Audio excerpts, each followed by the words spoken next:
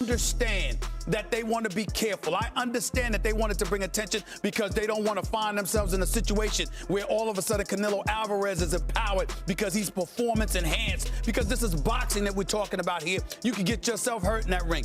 You know, but what we don't talk about is, you know, Canelo.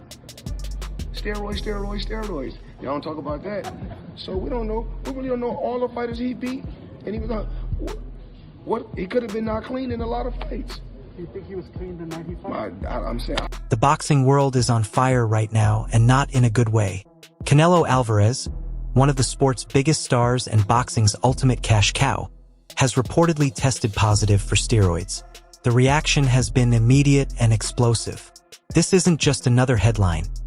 It's a shockwave rippling through the entire sport.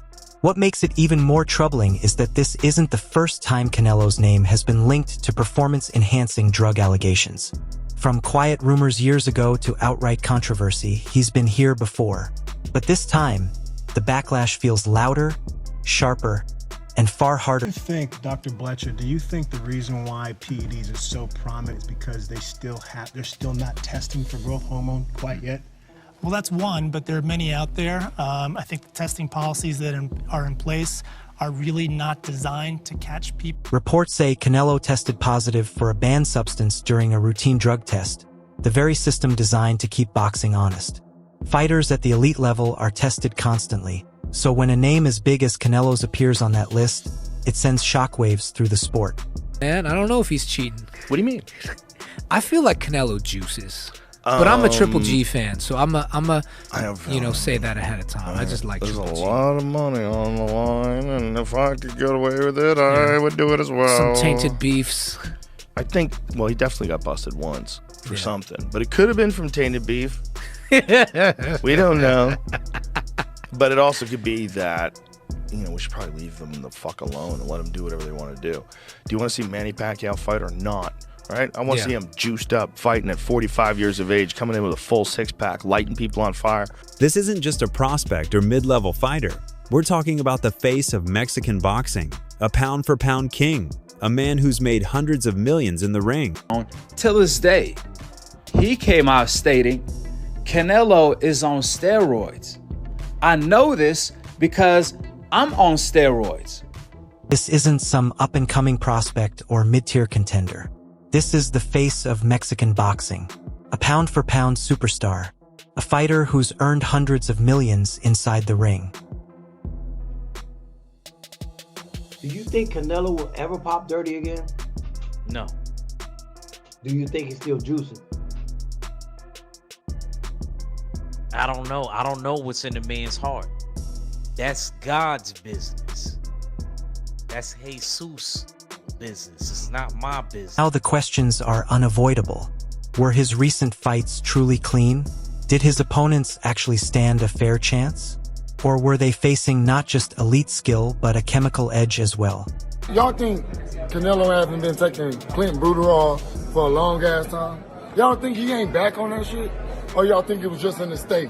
Because I go to Mexico all the time, from Houston, from Texas. I'm in Mexico all the time eating steak. I ain't never got... What makes the situation sting even more is the apparent double standard. Ryan Garcia recently failed a drug test and was hit with heavy criticism, fines, and suspension. Yet early signs suggest Canelo may walk away with little more than a slap on the wrist.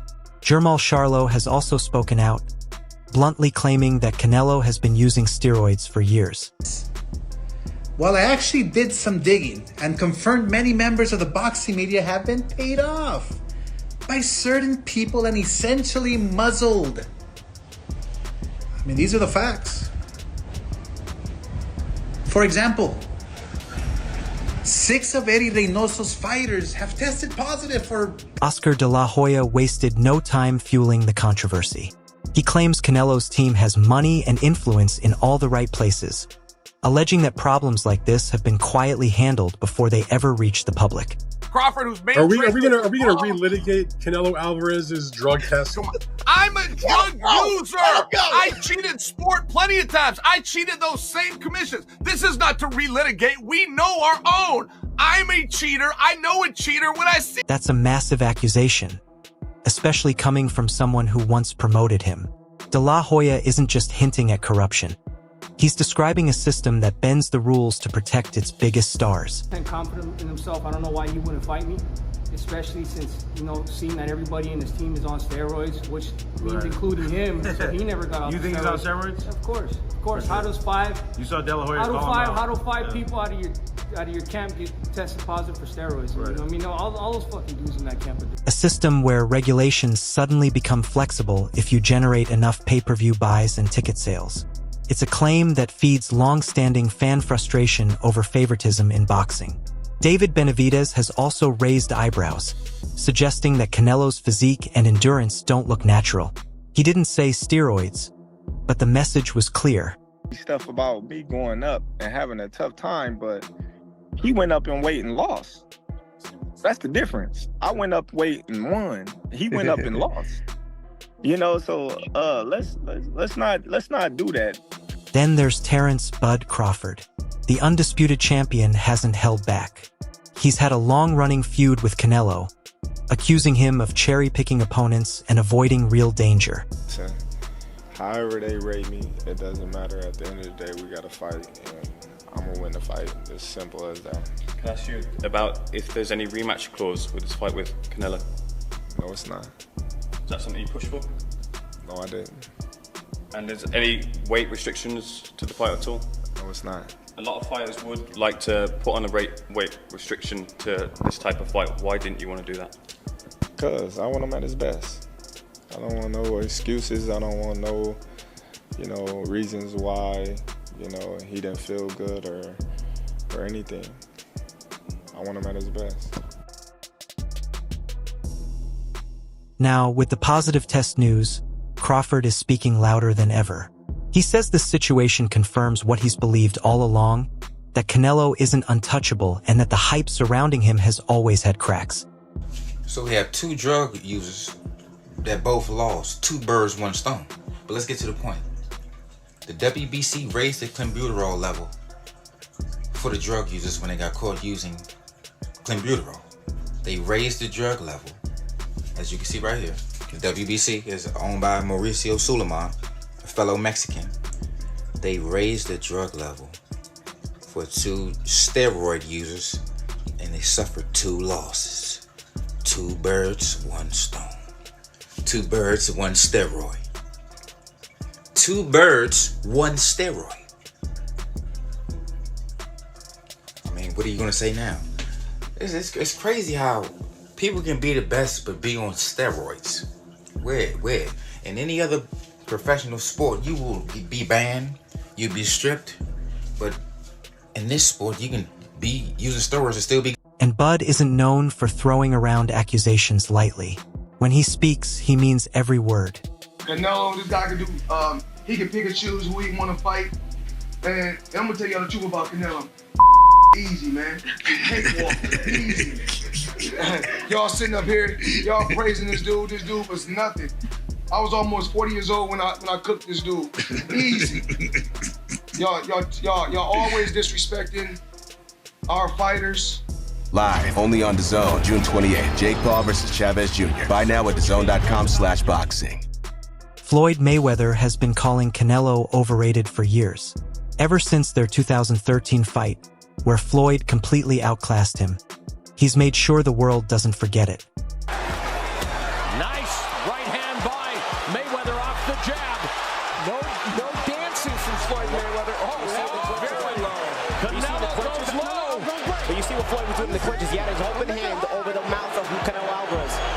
I wonder if we can get a replay at the end of the round. So he put his glove, he almost muffed him. He put the palm of his glove in Canelo's face in that clinch on the opposite side. Wow, Mayweather goes to touch gloves and Canelo wants no part of it.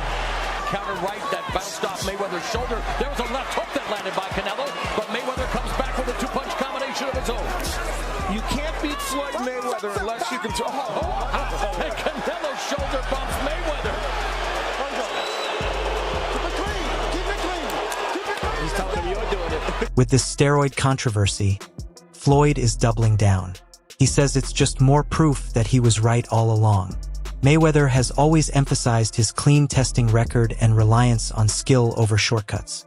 Now, he's using this moment as evidence that Canelo wasn't as spotless as his image suggested. I made a great point when talking about sizes, because he said if you look at them two together now, they look the same size. He said people have got the idea of the size thing wrong. It's not looking at them as a physical package, it's who has absorbed the bigger shots in the weight division. So, and it was good. It was a very good point. He was like, Canelo has been hit by light heavyweights and super middleweights for the best part of a decade. Basically, he's so used to taking those shots, whereas Crawford hasn't. Crawford's been hit by 140 guys and 147 guys for the best part of a decade. Yeah. What's Crawford going to be like? So basically, trying to say, Canelo could easily absorb Crawford shots. Can Crawford easily absorb Canelo's punches? If you're taking shots from Triple G, Sergey Kovalev, Dimitri Bivol, and you're staying on your feet, not getting hurt, not even getting wobbled. Not even getting wobbled, just literally shaking it off. Yeah. All of this makes a potential fight between Canelo and Terence Crawford even more intriguing. Crawford wants to jump from 147 pounds all the way to 168, 3 full weight classes. That's not an easy leap. But Bud's argument is simple. If he's willing to stay clean and challenge himself, why can't Canelo do the same? This isn't just about weight, it's about fairness. You know what I mean? Like I said before, this is the biggest fight in boxing. You know, Terence Crawford versus Canelo, Canelo versus Crawford. It's the biggest fight to be made in boxing, and it's made, and we're gonna make history. We saw you at 180. Are you comfortable at that weight? Are you walking around that big? Are you comfortable at that? Nah, man, I'm 200 pounds, man. What y'all talking about? Canelo has a history of dominating in divisions tailored to him, often facing fighters who are drained or not natural at the weight. Now, when a proven pound-for-pound great like Crawford steps up, the conversation suddenly goes quiet. Fighters that you fought, they ain't on my level. And I fought everybody. The last fighters you fought since 2002. Mention me one. You mention me one elite fighter. Just one. You. Oh, me. It's gonna be me. I don't care about nobody else. And you will see that. You. So when I beat you, is you gonna be a nobody? When I stump a mud hole in your ass, is you gonna be a nobody? Same everybody else been saying since I moved to 147, I ain't fought nobody. Every last one of them stump a mud hole in their ass and he gonna be next. If this fight happened with both men truly clean, it would be fascinating. Crawford is a master of timing, angles, and stance switching. He thinks like a tactician but hits like a brawler. He dismantled Errol Spence and forced Sean Porter's corner to stop their fight. Most importantly, he controls distance and tempo better than almost anyone in boxing. Greatest Canelo came out, the one that you guys seen that fought Triple G the first time. Bro, dude popped dirty for clenbuterol, bro. Why do you think the second fight didn't happen? So, for me, seeing that was the best Canelo I've ever seen. But that was Canelo off of steroids. Everybody else that he fought Amir Khan, he fought Daniel Jacobs, he fought Billy Joe Saunders, Caleb Plant. These guys were all weak, bro. So for me, that's why I feel like I see Canelo Alvarez and I see like, he's not as good as everybody thinks. Because the best one that fought Golovkin that first time was off clenbuterol. That was the best Canelo I've ever seen, and that's why he looks so good, because he was off clenbuterol. Canelo's strengths are his timing, brutal body work, and explosive counterpunching. If Crawford survives the early rounds and keeps the fight moving, it becomes a chess match, and the longer it goes, the more it favors Bud.